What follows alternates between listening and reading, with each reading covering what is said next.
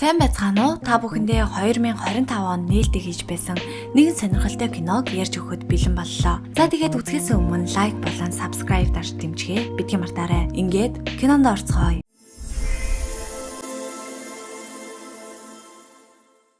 Вази химээх залуу хүнд шархтан яаралтай эмнэлгийн тусламж хэрэгтэй байгаа нь харагдана. Гэвч цагдаа нар түүнд тусламж үзүүлэхийн оронд нэгэн бичиг дээр гарын үсэг зурхыг тушаасан нь түүгээр өөрийгөө өмөрсөн ямар нэг мэдүүлэг өгүүлэхийг хүсэж байлаа. Эндээс үйл явдал хэсэг хугацааны өмнөх рүү шилжиж Вази нэгэн охинтой уулзан үнсэлжиж байгаа нь харагдана. Дараа нь түүнд ээжийнхээ зуулуу овгийн цуглуулгаас авсан бүгжийг бэлгэлэх боловч охин бүгжийг хармагцсан. Энэ харилцаа бол зүгээр л нэг хөвгөлдөг төдий зүйл энтер гэдэл зан ааш нь огцон мөрчлөгдөх нь тэр. Ингээ шууд л Вазиг явахыг шаардах боловч яг өмнө нь цагдаагийн эргүүлийн машин ирж зогслоо. Цагдаа нар охиныг машинаас гарахыг тушааж үүнтэй зэрэгцэн Итан гих офицерч мөн машинаас бууж ирлээ. Гэвч бусад цагдаа нарын тушаалаар Итан шууд л охин руу буудаж газар дээр нь хөнөөчих ба Вазич энэ бүхнийг хараад ухасхын цуглаа. Харин нэг цагдаа түүний араас хөөх боловч ямар нэг аимшиг зүйл харсан мэтэл буцаж зогтхон дээр үзэлэг салхидаж Итан алга сургуулийн сурагчдад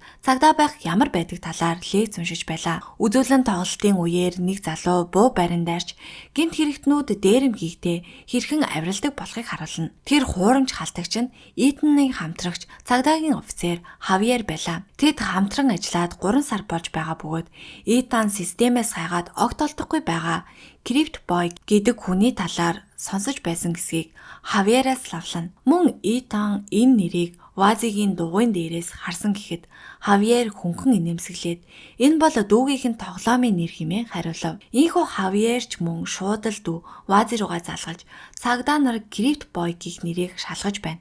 Чи ямар нэг асуудалд орооцолцсон юм уу хэмээн асуудал.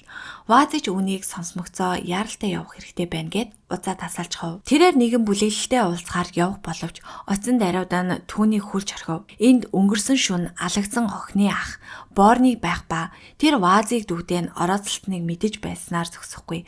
Анхнаасаа л Вази шиг зуулуу гаралтай хүмүүст дургүй нэгэн болж таарав. Харин Вази дүүгийн цагдаа нар буудаж хөнөөсөн гэдгийг хэлэх боловч Борныг түүний үгэнд огт итгэсэнгүй. Дараа нь тэд охины цогцыг үзэхээр явах бөгөөд тэнд харсан дүр зураг хүн бүрийг цочирдуулав. Охины цогцоос хэсэг хэсгэрээ тасар датагдсан байлаа. Энэ нь яг л ямар нэгэн араатан амьтны хийсэн зүйл шиг харагдаж Борны ч цогцос руу ширтэн дүүг нь Вазиг хөнөөсөн гэдэгт бат итгэлтэй байв. Харин Вази үүнийг хүлээн зөвшөөрсөнгүй.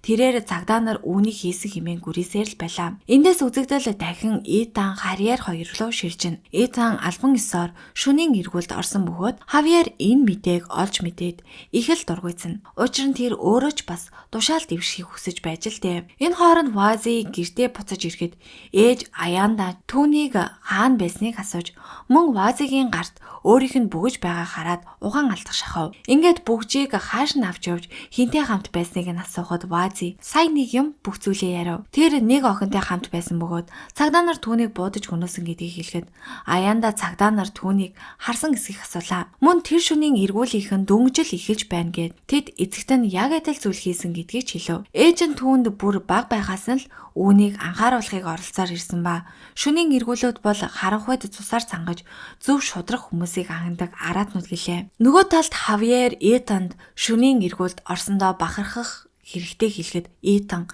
түүнээс яагаад шөнийн эргүүлд орох гэд ингэтлээ улаарад байгааг нь асуулаа. Харин Хавьер томчуудтай хамт ажиллахыг хүсгэд юу нь болохгүй байна хэмээн сөргөөлөө. Угтаа Хавьерийн эцэг Крип химээх бүлэглэлийн гишүүн байсан бөгөөд Хавьерийг ч энэ амьдрал руу татан оруулж ээжийг нь ч мөн үүнд хутгсан байж л дээ. Гэвч нэг өдөр Хавьерийн ээж түүний нүдэн дээр эцгийг нь бодож орхисон ба тэр үед Вази дөнгөж хүүхэд байжээ. Тэр цагаас хойш Хавьер дүүгээ үргэлж хамгааж асархыг хичээж ирсэн боловч Вази зөвхөн ээжийнхээ л үгэнд ордог.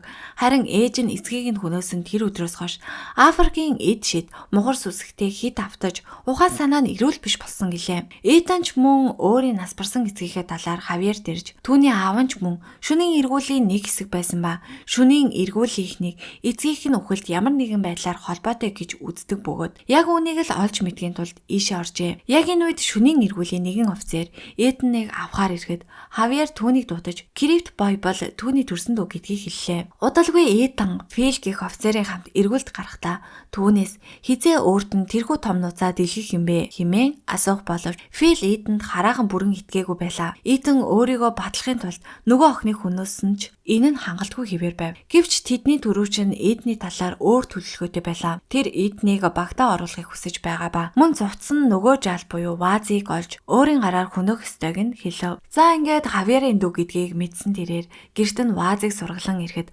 Вазыч бүр айсандаа ухаан алгах шахав. Гэвч Этан зүгээр л дугуйг нь үлдээчээд Фил дээр буцаж очин нөгөө жаал гэртээ байхгүй байна хэмээн худал хэлв. Дараа нь тэд өнөөх төрүүч гэж байгаа хүнтэйгээ уулзахаар яв. Гэтэл тэр нь Эдний аав нь байж байх ба Эдэн ч бүр харж байгаа зүйлдээ итгэж чадахгүй шокнд орж энэ боломжгүй та өгсөн байх ёстой хэмээн төгдрөг хэлв. Харин аав нь түүн рүү хараад өөрийгөө дахин төрсөн чийч мөн адил дахин төрөх болно хэмээн хэлэхэд офицерууд Эднийг дарж унагаад дахин төрөх болно хэмээн хэлв. Ийхүү офицерууд Эднийг дарж унахад аав нь өөрийнхөө бугыг зүсэж цусаа Эдний ам руу хүчээр зүтгэв. Дараа нь түүний толгоороо буудан хөнөөчгөн тэр. Нөгөө талд Вазигийн ээж түүний өрөөнд орж ирэн орноос нь босож цугларч буй жүгдгэрүүдээс хамгаалахын тулд хорооллыг бэхжүүлэхэд туслахыг шаардна. Мөн түүнд зуулаг хүмүүсийн тухайд тараах материал өгөхөд Вазыг хорооллынхоо хүмүүст түүний тараахаар гарав. Гэвч хинч үүнийг нухацтай хүлээж авсангүй. Зүгээр л түүнийг шоолон инээлтэж байв. Үүний дараа Вази ах руугаа залгаж хүн амны хэргийн гэрч болсон байж магадгүй тул биечлэн уулзаж ярилцахыг хүслээ. Гэвч Хавьер Вази дээр очихоос өмнө Филтэй таарч өөрийгөө санал болгов. Тэрээр Эдний хамтрагч байсан бөгөөд Кортес хорооллоос гаралтай тул тентгийн хүмүүсийг сайн мэднэ. Тиймээс тусгай тасагт маш их хэрэг болно хэмээн хэлв. Харин Фил түүн рүү хараад ганцхан асуулт асуусан нь чи төрсөн дүүгээ баримжилж чадахгүй байлаа. Удалгүй Хавьер уулзах газарт шинэ хамтрагчтайгаа ирж Вазид өөртөө хамт яв хэрэгтэй хэлв. Гэтэл ээж нь Хавьер дээр ирээд түүнийг өөрийнх нь өгсөн нэр болох талааны хэмээн дуудаж гэр бүлээсээ илүү цагдаагийн газрыг сонгосон дурлав. Харин Хавьер Вазид хандан шөнийн эргүүлийнхэн түүнийг хайж байгааг хэлэхэд ээж нь дэсгэл алдаж Вазыг хаашаач явахгүй гэлээ. Мөн тэр Хавьер руу буудуулахад түүний хамтрагч ургиш алхам хийсэн ч аяандаа эргэлзэлгүйгээр түүнийг будан унгаахан тэр. Тэрээр өнгөрсөн шөнө цагдаа нар тэдний нэг хүн хөнөөсөн хэмээн хашгирахад цугларсан олонч ойртож ирэн Хавьерийг зодож эхэллээ. Вазич ээжийнхээ вуудугийн зан үйл шөнийн эргүүлийнхнийг зогсоож чадна гэдэгт итгэхгүй байсан тул тэрээр Борны дээр очиж дүүгийн хөнөөсөн цагдаа өнөө шөнө хороолд ирнэ гэдгийг хэлв. Ийхүү Борны болон түүний бүлэглийнхэн бууз хэвсгэн хагсан бэлэн байдалд орлоо. Тэр шөнийн эргүүлийн төрүүч бүх хүмүүстэй хандан өнөө шөнө тулааны талбарт гарахдаа ямар ч өршөөл үзүүлэхгүй байхыг тушаав. Гэтэл өнгөрсөн шөнө өгсөн Эдний зүрх гинт цохилж тэрээр дахин амиллаа. Аав нь ч түүнд эзнийхээ хаант улсыг хамтдаа удирдах болно гэхэд Эданч босож ирэв. Мөн шөнийн эргүүлийнхэн цагдаагийн хэлцээхэнд халгавч түүх цохоож өгсөн байлаа. Тэд зуулуучууд Крип бүлэглэлийн нэг эмэгтэй хөнөөсөн бөгөөд хоёр талаас өшөө авалтын мөргөлдөөн гарч байгаа хэмээн мэдээллэв. Энэхүү онц ноцтой нөхцөл байдлын дор тусгай тасгийнхаа хүлэг зөвшөөрөл авсан боловч хороололт зуудлуучууд болон Крипүүд хүчээ нэгтгэж шөнийн эргүүлийн эсрэг нэгдсэн байлаа. Энэ үед Хавьер ухаан орж радиогоор нэмэлт хүч дуудах боловч зөвхөн шөнийн эргүүлийнх нь нэмэлт хүч болон ирж байлаа. Яг энэ үед Эдан Хавьерийн хажууд гарч ирэх ба Хавьерч түүнээс Вазыг хороолоос гарахад туслахыг байлаа. Харин нөгөө талд шөнийн эргүүлийн офицерууд буюу цус сорогчид хот руу дайран хүмүүсийг нэг нэгээр нь хаядаж цусыг нь том саванд юурж эхэллээ. Харин Хавьер Эдан хоёр ард талаас орж иртэл Эданд цусанд шунах хүсэл төрж түүний толгойд аавынх нь хооллохыг тушаасан дуу сонсогдно. Хавьер ч ямар нэг зүйл буруу байгааг анзаарч Эдний юу яриад байгааг огт ойлгохгүй байгаагаа хэлэхэд Эдан Хавьерт хоош байхыг сануулав. Гэвч Хавьер хоошлох үед Эдан түүн рүү дайрч эцэст нь өөрийн хамтрагчаараа хооллож эхэлэх нь тэр. Үүнийг нь Вазич харж Борны болон түүний бүлэглийнхэн Эдан руу гал нэв. Хэдий Эдан унсан боловч хэдхэн секундын дараа хөл дээрээ буслаа. Тэд дахин буудах боловч